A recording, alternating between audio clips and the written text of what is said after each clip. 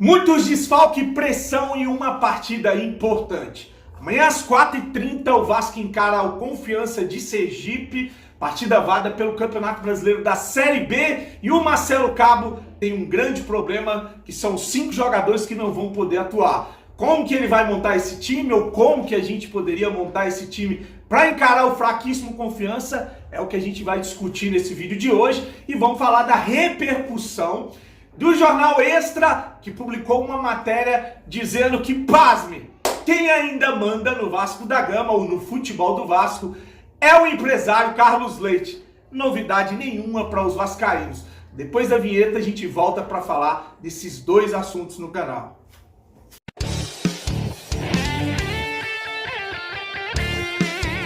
Vascaíno do Cerrado.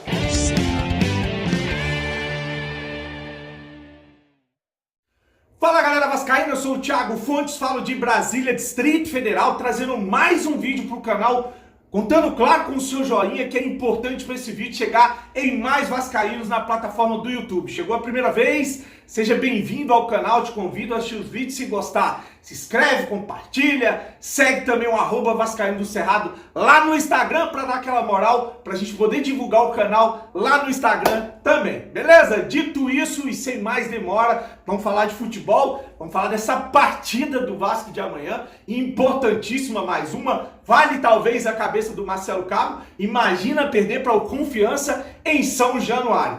O Confiança, que é o 15º colocado do Campeonato Brasileiro da Série B, com 8 pontos, e o Vasco não está muito distante, tem apenas 10 pontos e é o 9º colocado. Para você ver ali que a distância não é tão grande, o Vasco está a 5 pontos do G4 e a 3 pontos do Z4.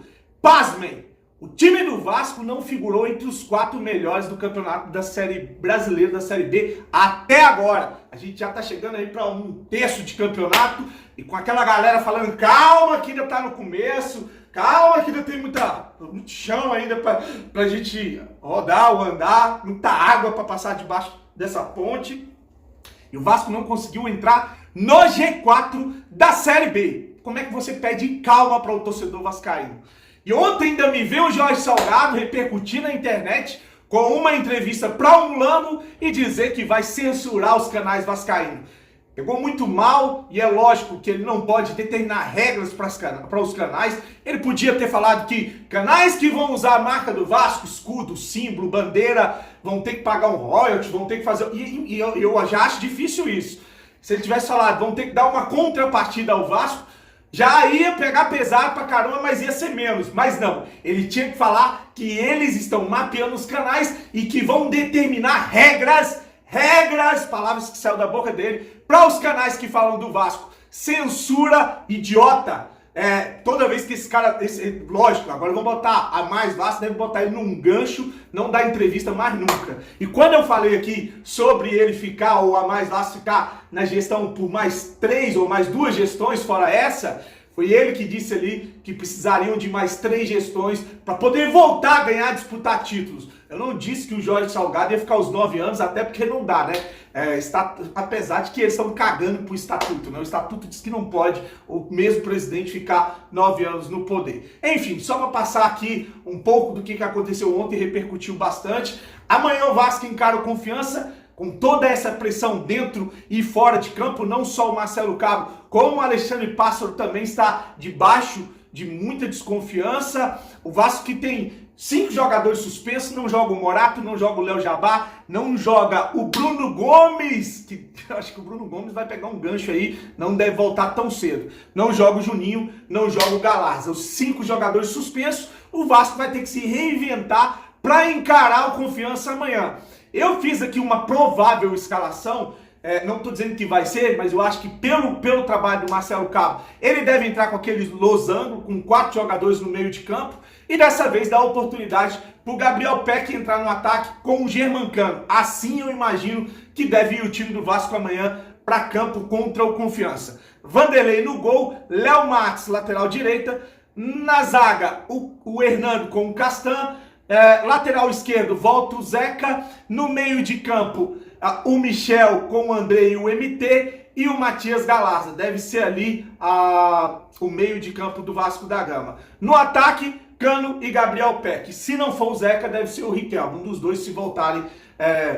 Lembrar que eles acabaram sendo afastados ou pediram licença porque tiveram falecimento na família deles. Então, provável o time do Vasco para encarar essa partida amanhã, eu acho que vai com o Michel, o Andrei, o MT e o Marquinhos Gabriel no meio de campo. Se eu falei Matias Galarza, é Marquinhos Gabriel no meio de campo. Deve voltar porque ele foi poupado para a partida que o Vasco perdeu para o Goiás. O que você achou desse time? Você mudaria alguma coisa? Tá ótimo, dá para encarar assim, com 4 jogadores no meio de campo. Quando eu falo jogadores no meio, meia, teve alguém que me corrigiu no Instagram e falou, não são meias, são volantes. É isso aí. O Michel é volante, o Andrei é volante.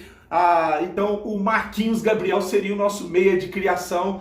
E muito pouco ter o Marquinhos Gabriel como o homem ou a cabeça pensante no meio de campo desse time. Talvez explique aí a nossa colocação na tabela do Campeonato Brasileiro da Série B. É sempre bom a gente frisar que é segunda divisão. Beleza? Vamos falar agora sobre uma matéria que me chamou a atenção. Saiu uma matéria no blog do Extra. Eu não consegui ver quem foi o jornalista. Deve ser o Gilmar Ferreira, que ele é que cobre o Vasco da Gama, ou ele que está sempre dando notícias a respeito do Vasco da Gama, e eu vou ler a matéria que diz que o Jorge Salgado, o Alexandre Pássaro tomam decisões pautadas ainda ou com um aval do grande chefão, do cara que manda no Vasco da Gama, que é o empresário Carlos Leite. Entra presidente, sai presidente, entra golpe, sai golpe, fica o Carlos Leite, é o único que fica aí, e alguns cardeais que mandam no Vasco da Gama. Vamos à matéria do Jornal Extra. Rumos do futebol têm sido decididos por Salgado e Pássaro com o parecer de Carlos Leite, afirma colunista. Tá? O Vasco empobreceu, consequência de um clube que tem 830 milhões de dívidas e vai faturar este ano pouco mais de 100 milhões.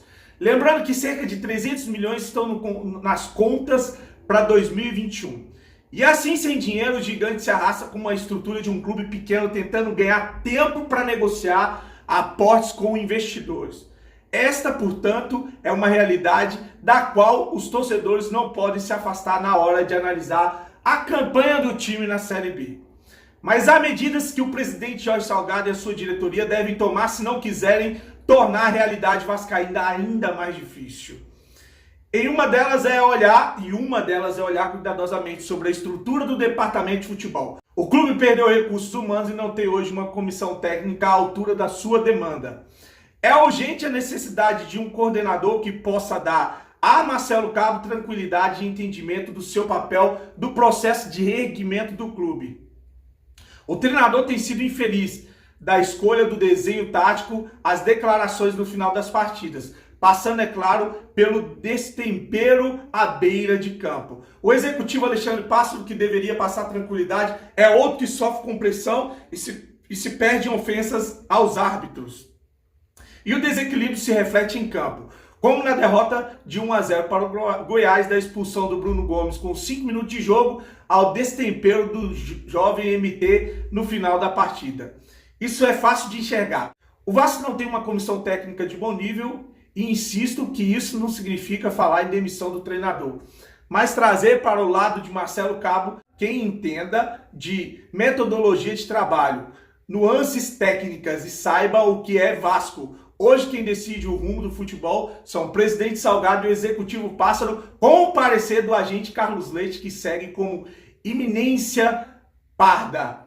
Como o empresário ainda ajuda nas causas urgentes, tem em troca o poder das indicações e dos vetos. Não é melhor modelo de gestão, entre aspas aí, ou entre parênteses, muito pelo contrário, mas é o expediente típico de um clube pobre que tem uma torcida imensa e cobra por resultado. Cabe ao presidente definir os limites e não se curvar aos interesses do parceiro. Tá aí a matéria do Extra, do blog do Extra. É isso aí, o empresário Carlos Leite, para surpresa de ninguém, é ele que banca, é ele que empresta, é ele que ajuda os presidentes, e é por isso que ele tem cartas brancas para decidir quem chega, quem sai, quem entra em campo, e está sim se envolvendo no dia a dia do clube com interferência, e isso vem causando um prejuízo enorme ao Vasco. É lógico que a gente deve, o cara ajudou financeiramente, empresta dinheiro, mas ninguém dá nada de graça para ninguém e é lógico que ele espera uma contrapartida de tudo isso que ele oferta para o Vasco e talvez por estar nas garras, nas mãos de meia dúzia de pessoas que lucram com esse Vasco dessa forma aí, falido, arrebentado, que a gente está nessa situação. É um ciclo vicioso que não acaba e esses gestores entraram, mas entraram forte dentro do mesmo erro de gestores passados. E por isso não tem que ter esperança com essas pessoas. Hashtag fora do Vasco. Grande abraço, fique com Deus e saudações vascaínas.